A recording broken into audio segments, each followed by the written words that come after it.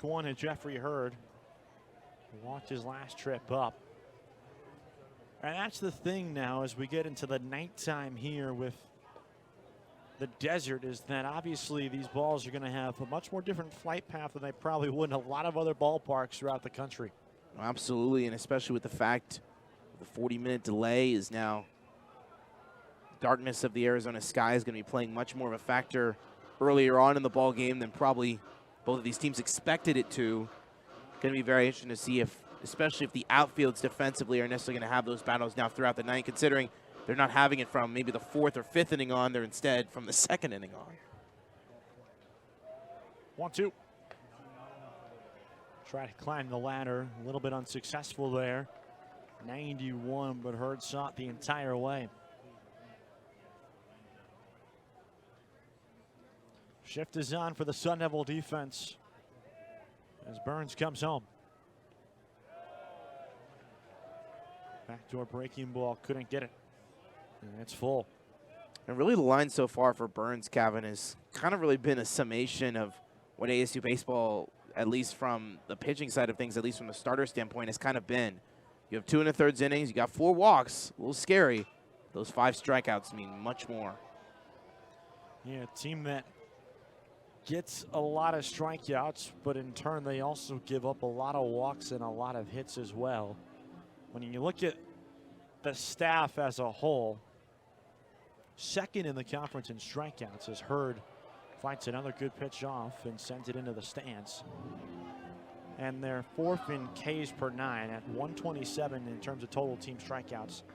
10.7 in terms of Ks per 9 as a staff. But you look at some of the other major categories, most walks of any staff in the league, most hits of any staff in the league. As Hurd once again stays alive and sends it to the concourse over to our left.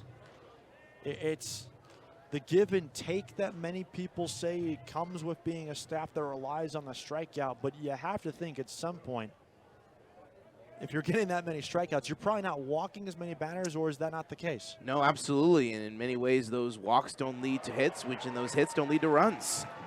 And right there, a good long quality at bat for Hurd. We'll wind up with him headed back to the dugout with a strikeout and 2 quick outs here in the 3rd inning for Thomas Burns. Yeah, Burns now with another 6K performance, as now he has had at least 6 Ks in each of his first 3 starts in college ball. Something truly impressive from a true freshman. And he blows by 92, right by Thompson. He's been as advertised so far as that Friday night guy for Willie Bloomquist. That time 94, Thompson can only watch it. And it's 0-2 quickly. And his velocity seems to be getting higher and higher as this pitch count gets higher. That one just missed. He wanted it. Started strutting a little bit too soon. Steve Mattingly said it was just off.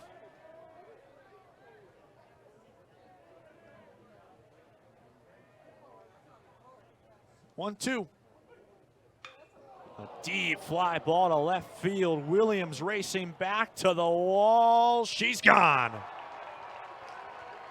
Bennett Thompson will touch them all. A solo home run, and the Duck deficit is down to 1. First home run of the year for Thompson. 96 miles an hour from the arm of Burns. Right down Main Street. No better way to put it. There's great contact on the part of Thompson. And certainly that power is just something that this Oregon offense brings, and not far enough for Harris Williams as it bounces off the retired numbers in deep left center.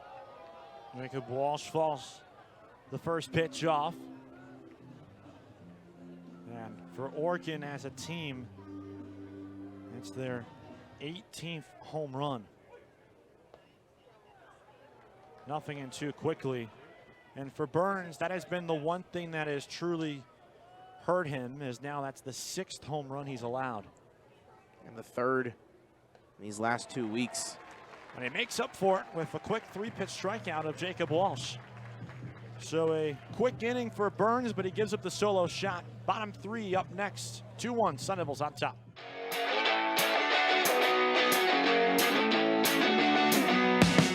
Well, here at TPC Scottsdale, it's obviously known for its iconic scenery, the 16-hole, and as many people know it as well as alcohol as well. But here today, Eric, we're here for food.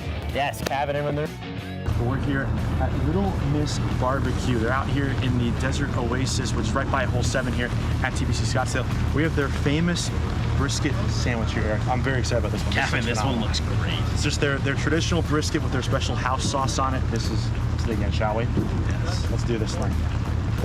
They made a small sample just for us, despite them not being open. That's good. That's good. And Eric, obviously brisket takes a long time to cook, as many people know. Yes. But, I mean, especially when you're doing something like this, where they make thousands and thousands of pounds of brisket for the TPC and for Waste Management Phoenix Open, their chefs, some of them come in here at 4 a.m.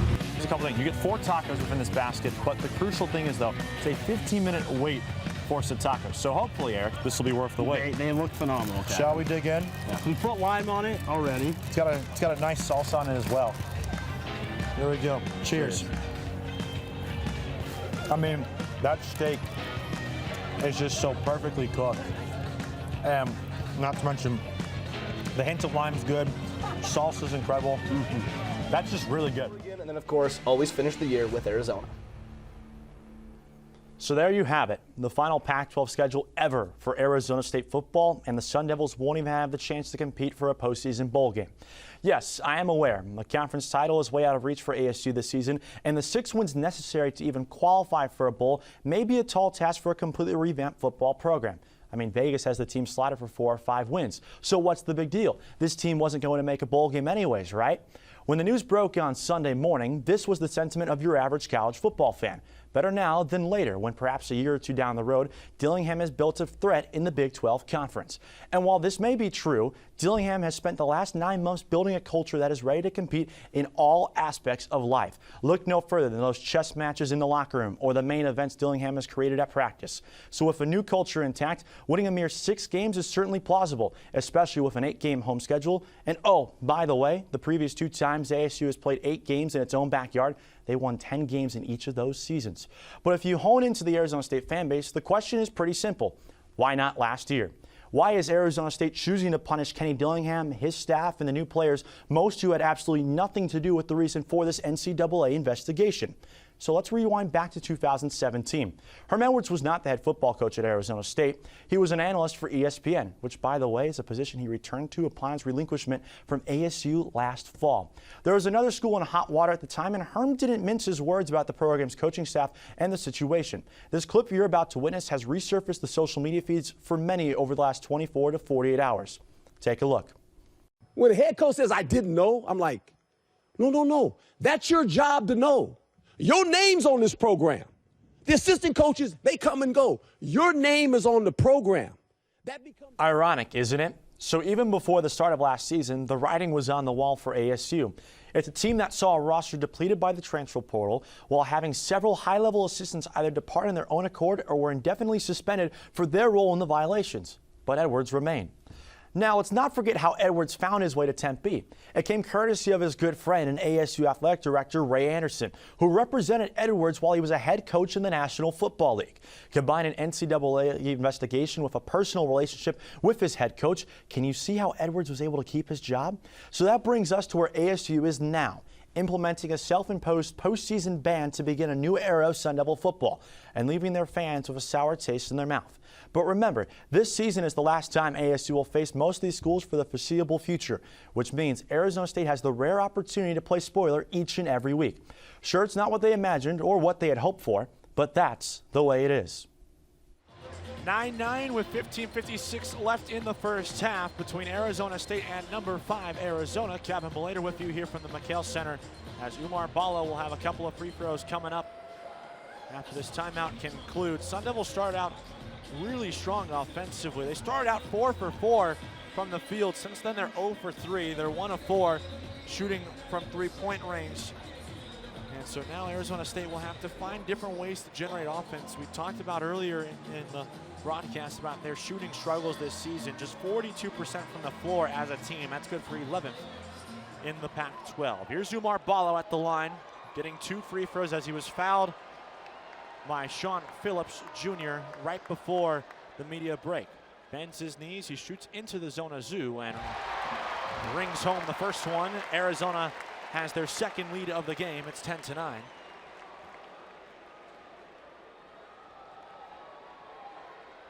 Paulo has been dominant this season, nearly averaging a double-double. 13 and 9.8 is what he's averaging, but he clanks the second one. Jemiah Neal gets the loose ball for Arizona State.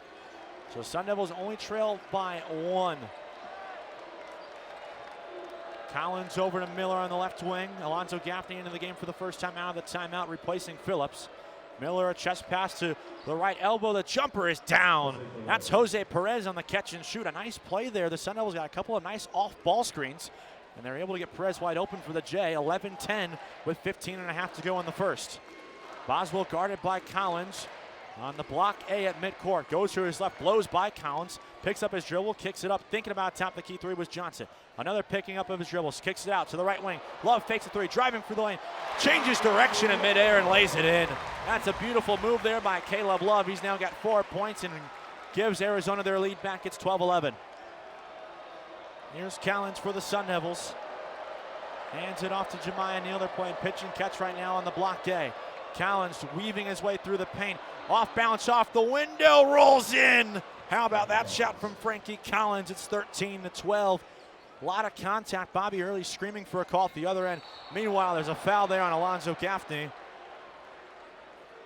As they were trying to go inside for Umar Ballo on a over-the-top pass. It's a pretty obvious call right there. Bobby Hurley fired up along the left bench right now.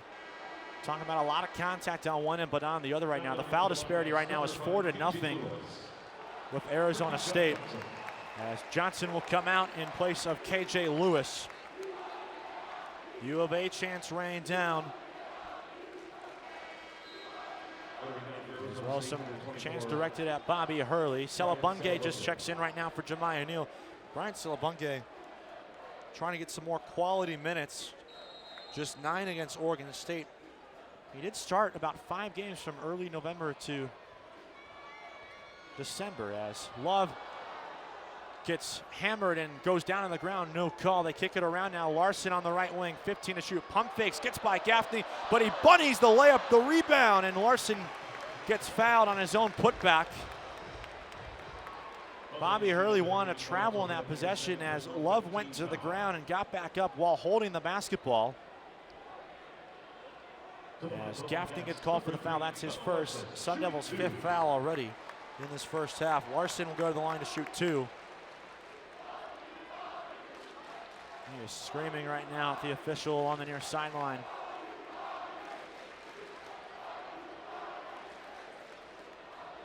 So here's the reigning Pac-12 Player of the Week, Pelle Larsson. First one on the way, too strong. And the score remains 13-12 Sun Devils.